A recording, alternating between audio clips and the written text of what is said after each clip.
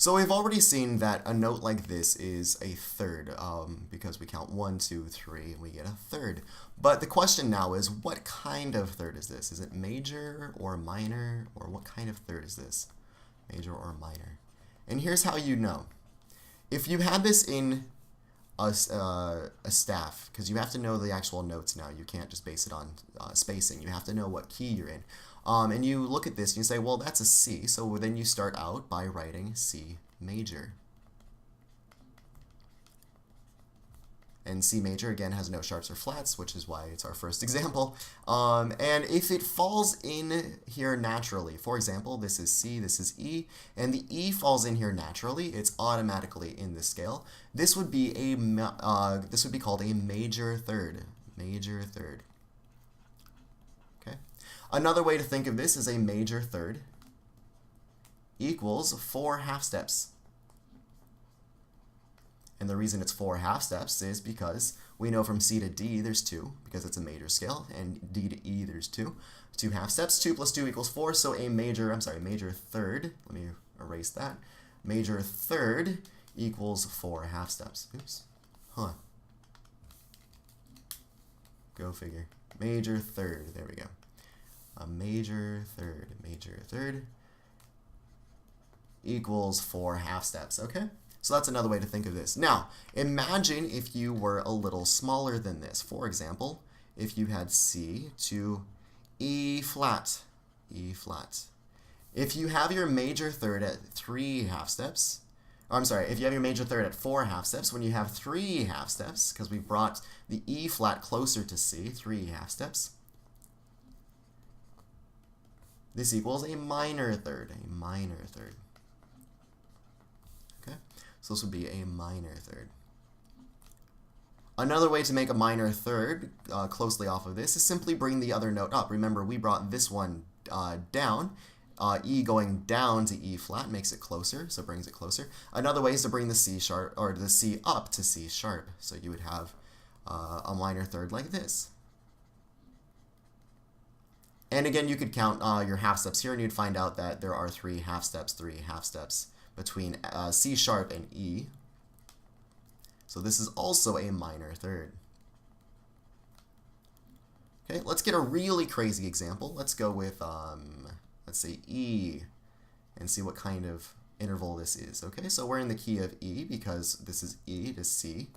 Okay, now you might think, oh, well, we're in this key of C because we got C and E here. No. Always use the major scale of the bottom note here. Okay.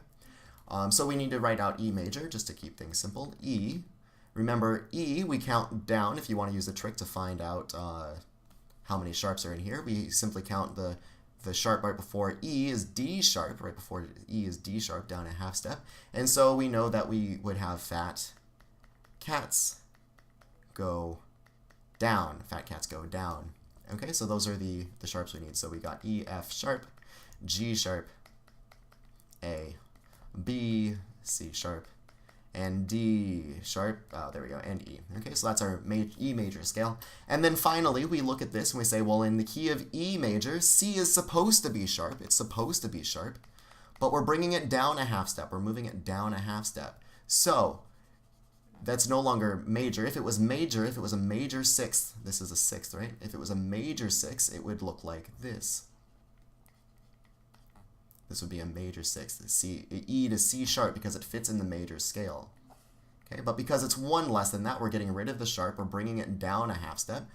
Down, I guess, is this way. Down a half step. This makes it a minor 6. So this one's a minor 6. Lowercase m for minor, uppercase m for major 6. Okay. Let's see a couple more examples. Let's use bass clef. We haven't used bass clef all lesson long. Bass clef, let's go with A to B. Okay, and then this one you would have to use the key of A. So let's go ahead and write A major out, A, B, C sharp, D, E, F sharp, G sharp. It's really useful to know what accidentals, what sharps and flats go in your scales. So if you can write these out by now, that's really good. A major, again, we count down, we get G sharp, and we go fat cats go, and that's how you know that there are 3 sharps. In the key of A, B is already natural, just like this. So you would have a major second here, major second, okay? So it gets a little weird from here. The only ones that are major, let's scroll down a little bit. If they fit in the key,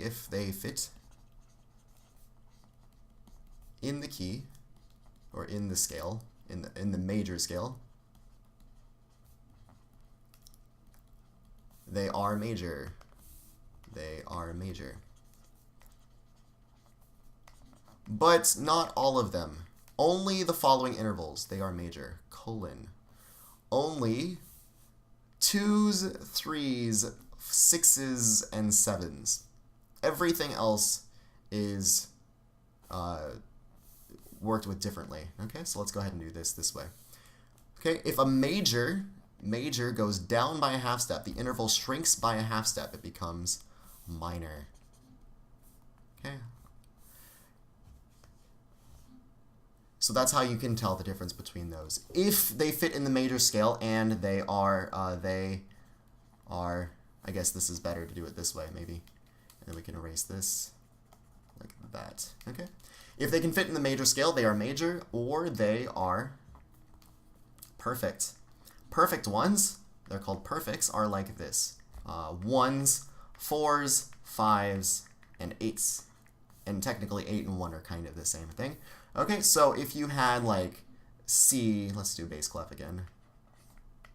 Okay, if you had C to G, this is a 5. We know in the key of C there's no sharps or flats, so the G is just fine. So you would label this as a perfect fifth, like that. That's a P5. Okay, and so those are the bases. Now, if you break out of these even more, maybe you have major going up a half step. This would be like this would be like C to E. Let's go ahead and do this here for an example. C to E would be a major third.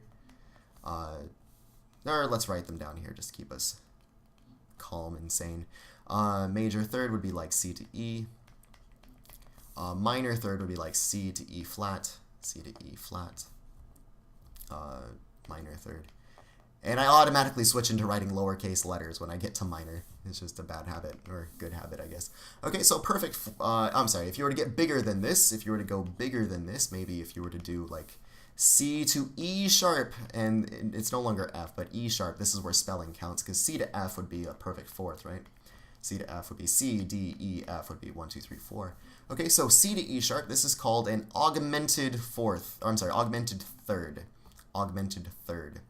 I'll write this augmented. Okay, so that would look like this in the staff if you have your C going, or I'll write it over here. We're again in bass clef. Okay, C to E sharp. These are the way that they grow. And this is true. So major going up by 1/2 step, increasing by 1 step, goes to augmented.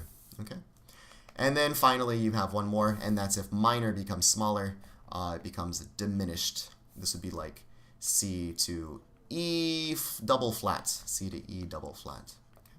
So that would be C or E or diminished third, a diminished third like this, and this is diminished. Diminished, and that would be like C to E double flat. Okay. Now, if you take your perfect intervals back over to perfect mode, if you take your perfect intervals, your P4, let's go ahead and write P4 here, and you go up by 1, so perfect, if you go up by 1, it becomes augmented already. So you can kind of think of it as major going to augmented, but it's called perfect. Okay, so it goes to augmented. This would be like C going to F sharp, and this would be called an augmented fourth. And finally, if you go down 1, there's only room to go down 1. This would be like C to F flat. Now, it would sound the same as C to E, but it's written like this. It would be like this, C to F flat. And I know it looks, or it sounds exactly like, if you play it, it would sound exactly like C to E.